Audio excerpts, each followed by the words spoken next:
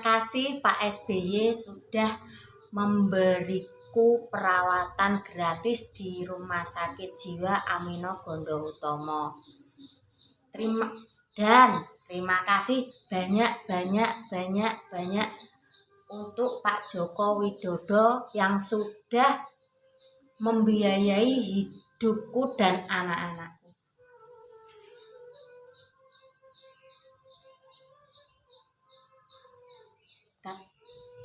Oke, assalamualaikum warahmatullahi wabarakatuh. Sugeng dalu. Karena sempatnya malam, karena lagi tidak ngomong. Kalau pagi itu ya karena si Hana itu masih suka jalan-jalan, ya aku harus mengikuti Hana jalan, makanya baru malam ini aku mau bikin video curhat tentang era kepresidenan. Oke.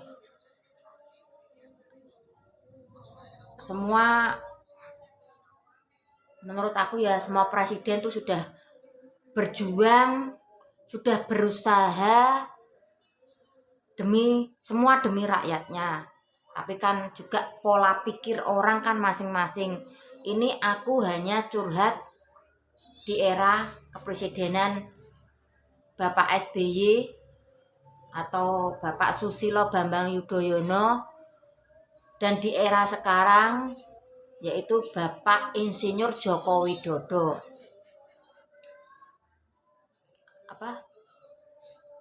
Aku percaya dan semua presiden itu udah berusaha semaksimal mungkin. Semua ada yang pro dan ada yang kontra. Kalau aku ya hanya curhat tentang masa laluku di era presiden Bapak SBY. Oke, di era Bapak SBY sebelumnya aku udah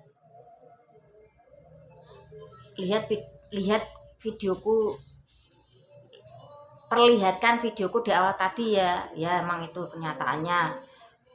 Waktu di era PSBY aku dibiayai gratis. Waktu itu masuk Rumah Sakit Jiwa Amino Gondohutomo. Itu mang free, gratis, pure gratis. Oke, sebelumnya aku ucapkan terima kasih.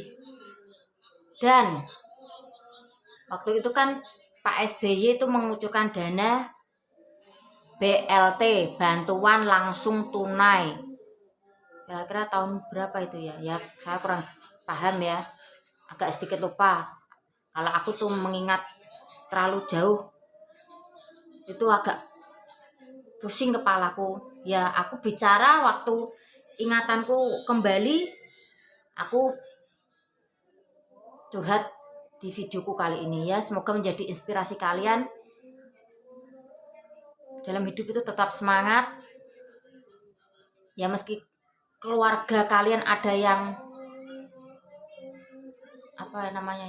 ya ginilah,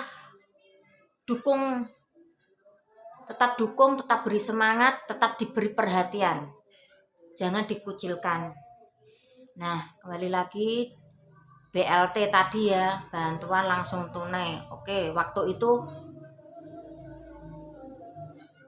mungkin ya saat itu sejak kematian babeku atau bapakku itu ekonomi keluargaku itu down sekali, terpuruk. Oke, waktu itu kan BLT 300 ribu. Ibuku tuh janda. Aku sendiri tuh waktu itu lagi pisah sama suami almarhum. Itu kan otomatis butuh biaya ya. Ya, aku nggak pernah dapat. Ya emang dari luar tuh kelihatan tuh rumahku tuh emang besar. Maklum lah, dulu pernah punya, sekarang lagi down. Ya, disyukuri aja. Waktu itu kan yang jadi RT-nya itu yang tetangga sebelah yang melaporkan aku punya usaha PS, suruh nutup. Itu padahal dulu waktu itu tuh rumah yang ditempati, tanah yang ditempati itu ya dalam sengketa beberapa tahun lamanya, hanya bapakku itu yang bisa menjadikan hak milik dan sekarang sudah sertifikat.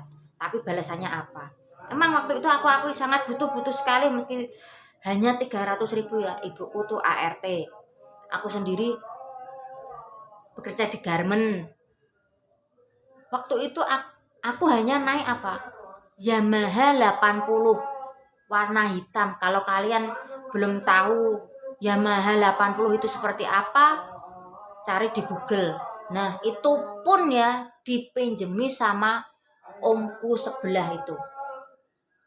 Itu kalau aku gantian sip sama adekku yang nomor 1 itu, karena dia masuk malam ya aku suruh bawa. Aku naik apa? Sepeda Poinik warna biru, seperti sepeda kanjeng mamiku itu ya, yang kalian lihat video-videoku di awal itu, sepeda seperti itu. Dalam hal ini pun aku tidak menyalahkan presiden. Mungkin ini yang harus disalahkan itu RT setempat waktu itu ya, waktu itu. Nah, nggak memperhatikan warganya mana yang butuh dan mana yang enggak. Aku waktu itu, ini kejadian sebelum aku masuk RSJ ya, sekarang pun alhamdulillah sudah ingat. Nah, makanya aku langsung curhat aja ke videoku ini. Yang deket-deket, yang masih punya kerabat sama si RT, ya meski ya penampilan rumahnya sederhana tapi tanahnya banyak, dapet itu ya. Nggak apa-apa lah, hidup itu perlu perjuangan ya. Aku hanya melihat, oh gitu, sudah. Akhirnya aku ya dengan berjalannya waktu, cobaan datang bertubi-tubi. Yes, saya juga nggak tahu, mungkin ini juga sudah bagian perjalanan hidup yang Allah berikan kepada aku ya. Aku jalani aja. Oke, terus beberapa tahun kemudian ya, oh ya, waktu itu aku di PHK dari garmen. Terus PHK, suami meninggal, terus masuk rumah sakit jiwa. Oke, udah habis itu 2010 ke atas ya. Ya mau menginjak Bapak Jokowi menjadi capres itu, alhamdulillah pemerintah tahu dan mungkin meneliti mana rakyat yang butuh bantuan dan mana rakyat yang perlu dibantu. Oke, habis aku pulang dari rumah sakit jiwa itu ya, aku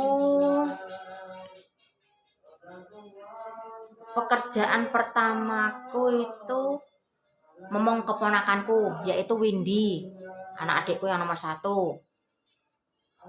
Itu aku ingat Windy waktu masih kecil, 1 atau 2 tahun ya. Mungkin aku kecapean atau apa ya, itu masuk lagi ke rumah sakit jiwa itu. Tahunnya nggak jelas ya. Oke, nah aku masuk rumah sakit jiwa tuh, Windy dititipkan sama bulikku itu Khotijah yang punya tanah, yang aku kadang konten di karangan beliau itu. Nah itu terus kembali lagi pulih, aku usaha PS. Yes, habis pulang dari rumah sakit jiwa itu pun yang asli itu kan butuh ketenangan otak ya, butuh istirahat ya, butuh dukungan banyak orang lah mungkin ya, adik-adikku tuh masih mendukung, cuman kan mungkin pola pikir ibuku tuh yang kurang memahami aku, jadi ya agak sedikit slack lah itu. Terus aku udah kembali waktu itu. Ya tunggu bentar ya, agak sedikit blank kalau kejauh-jauhan. Bentar ya, cut dulu ya. Oke, lanjut lagi. Anakku kan yang besar itu sekarang udah 21 tahun, yang kecil itu sekarang udah 13 lah. Ya waktu aku hilang ingatan itu ya kira-kira umur 2 tahunan lah, yang kecil, yang besar itu 11 tahun. Nah, oke, kembali lagi ke 2010 ke atas. Setelah itu aku menyekolahkan anakku tuh ya dari SMP, alhamdulillah dibantu sama program KIP. Nih, kartu KIP. Ini direkomendasikan ya dari pihak sekolah. Waktu itu anakku tuh disuruh minta SKTM, surat keterangan tidak mampu, ke RT, RW, terus ke kelurahan, terus kumpul ke sekolahan. Nah, ini dari pemerintah pusat waktu itu datang. Aku diberitahu ke RT ku dulu ya, ini Mbak dapat kartu iki, nanti nek masuk sekolah dikasih lihat ke pihak sekolah. Oke, terus ini yang anakku. Waktu itu aku juga lagi ngomong berapa ya, 1, 2 Windy sama Reya itu. Waktu itu ya Reya 400 per bulan itu, terus Windy 200. Waktu itu 600 penghasilanku sebulan, sama usaha PS sedikit-sedikit lah untuk menyekolahkan anakku buat uang saku itu. Terus ini ya, uang KIP ini kalau SD atau MI setara biasanya tuh dirapel 450 tuh setahun. Kalau di sini tuh kalau tertera itu di kertasnya dulu ya 6 bulan sekali tuh 225, tapi biasanya dirapel sekali setahun. SD atau MI setara 225. Kalau SMP waktu itu berapa ya, 500 kalau nggak salah ya, 335 kok, berapa wis itu. Kalau SMA 1 juta 1 tahun kayaknya ya, kalau nggak salah ya, ini udah agak lama. Ini pun yang mengantar sampai lulusnya pendidikan anakku. Ini dibiayai KIP itu anakku yang pertama itu dari SMP sampai ke SMK. Ini kalau udah lulus udah hilang, nggak dapet. Kalau anakku yang kedua ini kan baru SD ya, 225 dirapel 1 tahun 450. Ini pun kalau mau masuk negeri bisa dapat poin tambahan ya, nggak tahu poin tambahnya berapa, nggak tahu. Dan ini yang untuk keseharianku, kartu PKH, program keluarga harapan kalau nggak salah ya. Intinya itulah saya nggak begitu jelas untuk membaca. Program PKH, program keluarga harapan kayak enggak gitu, kalau nggak salah itu. Ini ada uangnya 3 bulan sekali. Kalau SD 225, kalau SMP SMA berapa nggak tahu ya. Waktu itu aku dapat kartu ini tuh anakku sudah mau keluar SMK, jadi nggak masuk ke beasiswa PKH. Kalau sembakonya itu kira-kira nominal tuh semua 150 atau berapa. Ya maaf ya, saya sih sudah cukup berterima kasih. Tapi selama ada corona, sembako nggak pernah keluar, hanya uang 3 bulan sekali keluar. Katanya tuh buat membantu yang anggota-anggota baru. Oke, selama corona itu sembako aku nggak pernah keluar ya, banyak sama tetanggaku sebelah. Intinya yang lawas-lawas dulu itu nggak pernah keluar sembako, hanya uang. Kembali lagi, saya sudah cukup berterima kasih, tapi hanya ini curhatanku itu. Bukannya udah dibantu kok tidak tahu diri, enggak. Saya juga mau mewakili tetangga-tetanggaku yang lebih membutuhkan ya. Kalau aku sih sudah terbiasa hidup itu perjuangan ya, makanya bagaimana aku harus tetap berjuang biar supaya keluargaku bisa makan dan tidak menggantungkan dengan bantuan. Oke, ini untuk PKH.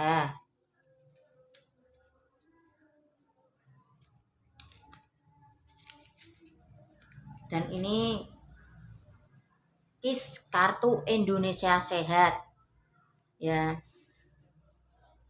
Meski kita dapat kartu KIS, ya sebisa mungkin kita jangan mengandalkan dengan kartu ini ya. Yang penting tetap jaga kesehatan dan apa ya, ya intinya tetap jaga kesehatan supaya kita tetap sehat, kita bisa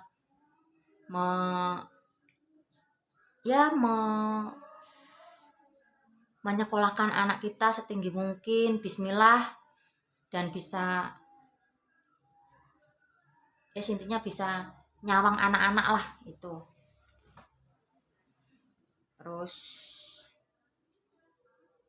udah ya itulah kehidupanku setelah aku dirawat di rumah sakit jiwa.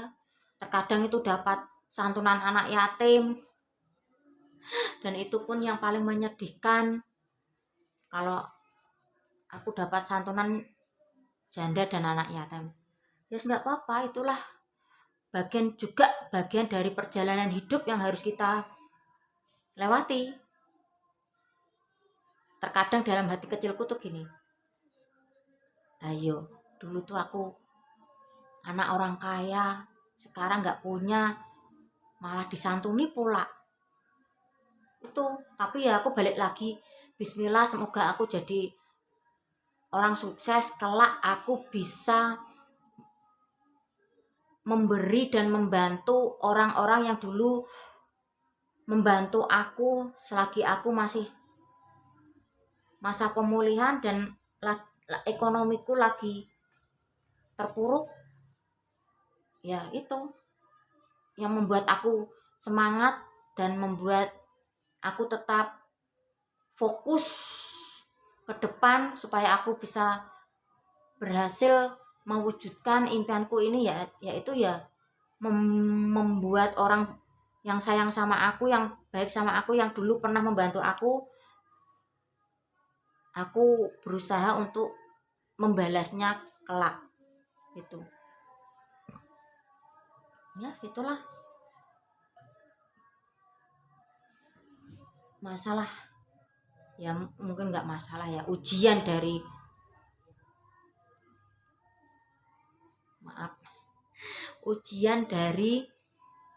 Allah yang beliau berikan kepada aku dan keluarga Bapak Suripto almarhum. Ya meski bagaimanapun kerasnya bapakku, video-video di awal itu nyekar ke makam babeku, aku kan pernah cerita itu. Kalau aku naik motor jatuh, itu malah aku maaf ya, bukan apa, digoblok-goblokin. Supaya apa? Aku tuh berpikir nggak semua harus tuh diberitahu. Itu bapakku tuh keras didikannya ya. Dulu tuh aku hanya cuma diem, mungkin dalam waktu kecilku ya bapakku marah-marah terus orang sayang mbak aku. Sekarang aku ambil dari sekarang, oh kerasnya bapakku itu supaya aku ke depan meski aku perempuan harus tetap bertahan menghadapi ujian hidup yang akan datang. Mungkin itu pola pikir bapakku tuh kayak gitu ya. Oke, mungkin cukup di sini dulu ya ceritaku atau curhatanku tentang era tentang era kepresidenan Bapak SBY dan Bapak Joko Widodo. Ya emang aku akui terima kasih banyak di era kepresidenan Bapak Joko Widodo yang telah membantu hidup aku dengan penghasilanku sebulan waktu itu 600.000, dan sekarang pun ya naik sedikit karena waktu itu kan hanya Windy sama Reja kan habis corona kan udah keluar, kakaknya di rumah, tinggal ada Casey, sekarang Agus, Hana, ya alhamdulillah kalau dihitung total mungkin ya 1.400.000-an lah. Tetap syukuri hidup ini masih penghasilan seberapa pun. Oke, terima kasih udah ngikuti videoku kali ini. Semoga kalian yang menghadapi masalah atau ujian tetap semangat, tetap sabar.